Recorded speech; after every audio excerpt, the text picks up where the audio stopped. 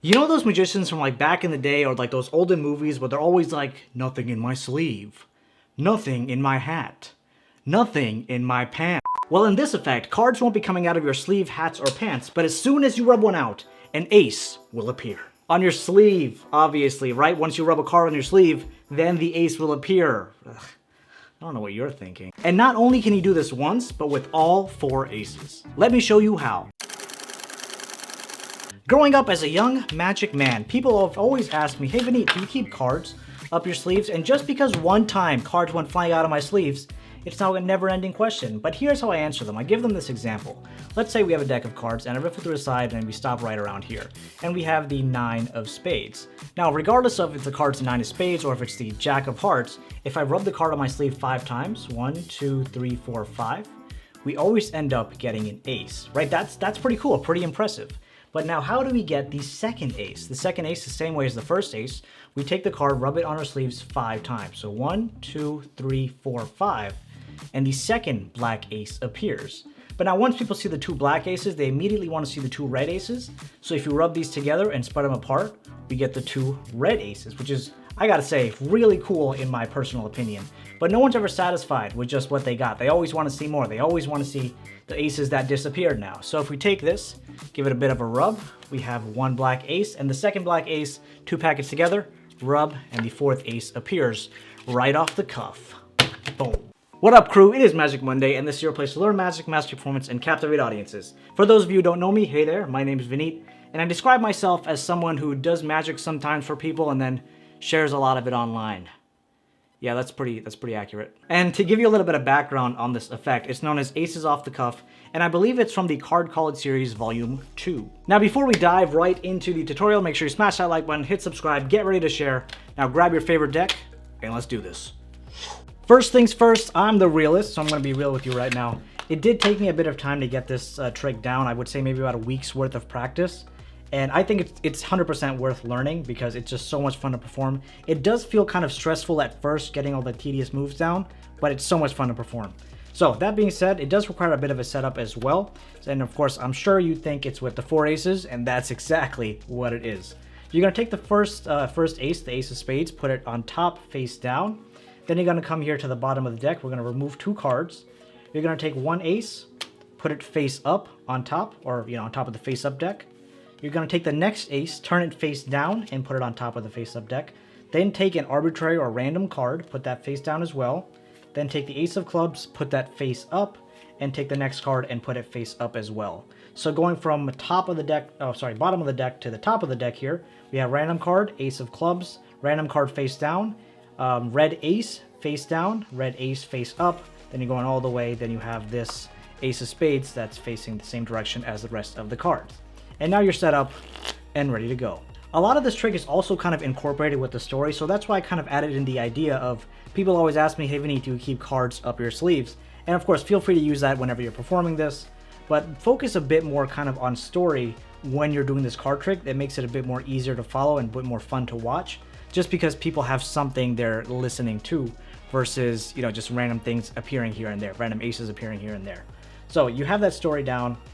So first thing I said, of course, people always ask me, do you keep cards up your sleeves?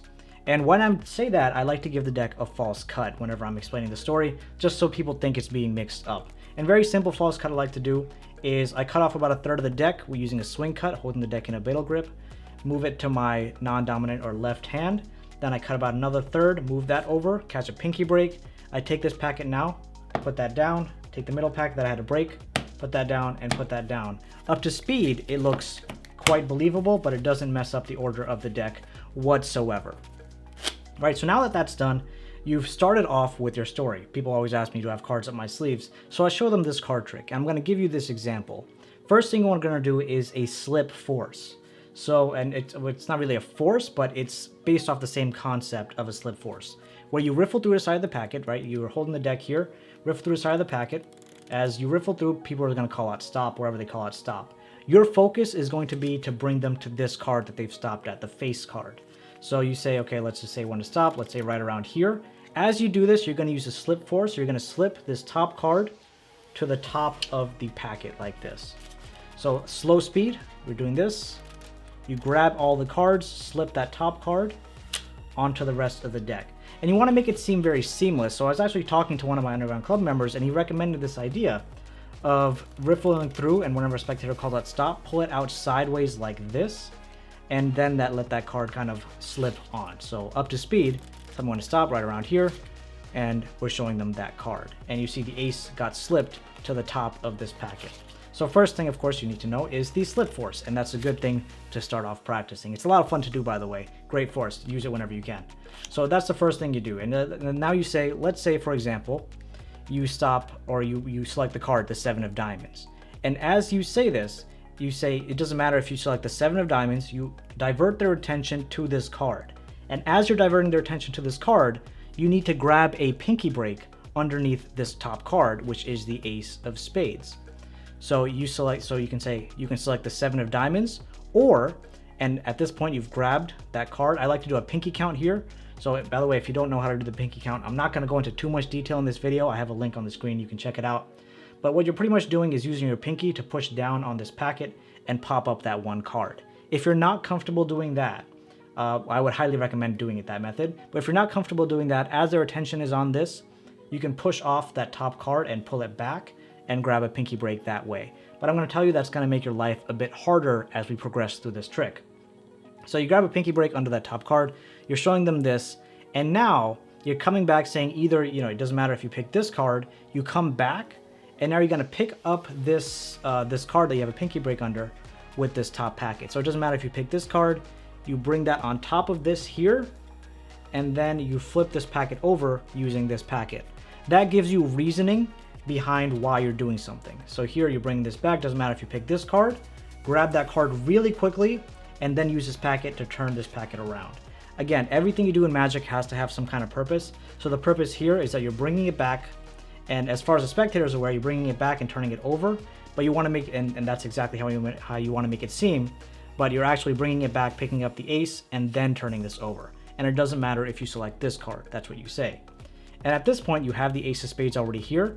So what I like to do at this point is turn this packet face down, that's in my non-dominant hand, turn that face down, and I take the packet with the ace now, right? Let me recap one more time because I feel like it's gonna get confusing if I do it too quickly.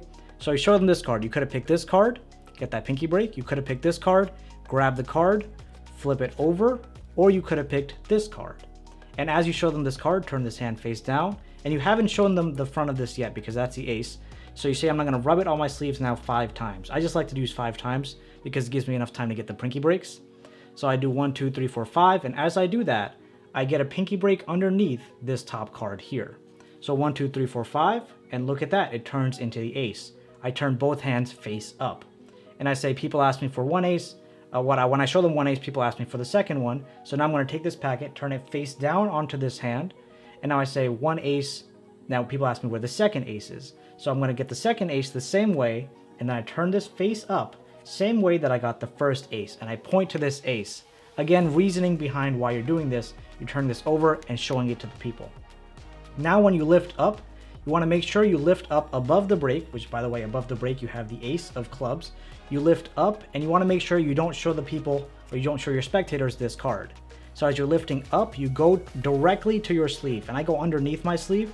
And you'll see why in a second I'm not doing this, but I'm doing this because I want to get a pinky break now under the top 3 cards. And again, easiest way I would say to get a pinky break, or most convenient way, is to use the pinky count, get those 3 cards. And that's what you're doing as you're rubbing the cards here. So as I'm rubbing, I get the pinky break and I count to 5.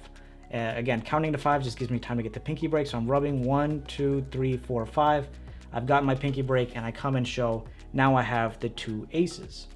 From here, that's, I would say, probably the most difficult part of the trick. From here, I'm turning this back face down, and I say, since I have the 2 black aces, people now always want to see the 2 red aces. So I've rubbed these 2 aces together. As I'm rubbing together, I'm just going to put this down and lift up from this break. Rubbing together, lift up from the break. Wow, the 2 red aces are here. And I toss them onto the table. I hold the cards like this, and I toss them onto the table 1 card at a time. Now you're going to take the packet that was in your right hand. This is the packet that actually has 1 ace here that's face down and 1 ace here that's face up. You take this packet and you put it underneath the other packet like this. Once this packet's underneath, You say people always ask, you know, the 2 red aces where the 2 black aces. And when I'm doing this, I like to make hand gestures just so they see the bottom card is not an ace. So I'm making hand gestures, showing them this card, obviously not like, look at this card, isn't it neat? And don't do that. But you're just showing them, or you're just telling them, now people ask me where the other 2 black aces are. Now you need to grab a break above the bottom 2 cards. And the way that I do this is either I riffle through with my thumb, which makes it easy, or I just use my pinky finger to count off 2 cards. So that's 1, that's 2. You want to get a pinky break above those 2 cards. Now you give the deck a cut. And now I like to say what am I saying? You can rub the cards in a different way. And though this, I would say, is probably the move that you need the most misdirection on. And this is when you're pulling back, you're going to drop these 2 cards on top of this packet and immediately turn this face down. So as I bring this back, I say people can also rub this onto the table. So as I come here, I drop those 2 cards, right? Drop. And I come down, rub on the table, and I show, look at that final ace. Or not final ace, look at the 3rd ace. And on the ace of spades, it's the most fun to get. And this is, I think, one of my favorite productions that I've been doing recently, is you're going to do something that's similar to the bottom glide. And with the bottom glide, you're usually holding the deck like this and pulling off that bottom card. By the way, this is the ace of spades. But you're going to be holding the deck in a biddle grip, and you're going to grab the card and push it on over to the side and pull it down a bit, making room between the deck and that single card. And all you're going to do now is quickly push this packet into that break, or into that area that you have here. And as you push in, you'll see that it'll bring the card kind of out, right? As you push in, this card's obviously going to go out by itself because it's in the way. And you're just doing this really quickly, and it seems like the card gets produced out of thin air. So doing it up to speed, and I love this so much. Doing it up to speed, that was horrible. Let me try it again. Doing it up to speed, you get that card out, and that card just looks like it produces out of nowhere. So awesome. Let me go through that one more time so it's all clear. First, you get into the setup. You have the ace of spades on top, random card, ace of clubs, random card face down, one of the aces face down, one of the aces face up. You have the setup, and now you start. You're going to start by riffling through his deck. You're going to do a slip force, get that top card onto the bottom packet. By using some misdirection, you have selected this card. Doesn't matter if you select this card. Get a pinky break underneath this card. Doesn't matter if you select this card. Bring it back. Grab this card from the pinky break. Or it doesn't matter if you selected this card. Turn this hand face down. Make sure the spectator doesn't see this hand yet. Rub it 5 times. 1, 2, 3, 4, 5. As this is being rubbed, grab a pinky break right underneath the card in your non-dominant hand. So right here, pinky break. And you bring them both face up. You have the first ace. Now, how do we get the second ace? I like to put this face down and I say that's the first ace. How do you get the second one? And then I turn this face up the same way we got the first ace. Again, keep in mind that pinky break is there. You're gonna lift at the pinky break not to expose this packet here. So as I lift, I turn this immediately towards me, and you bring it to your sleeve, rub 5 times, grab a pinky break underneath the top 3 cards. So rubbing, and 1, 2, 3. Remember to count those 3 cards. Bring it out, you show those 2 black aces.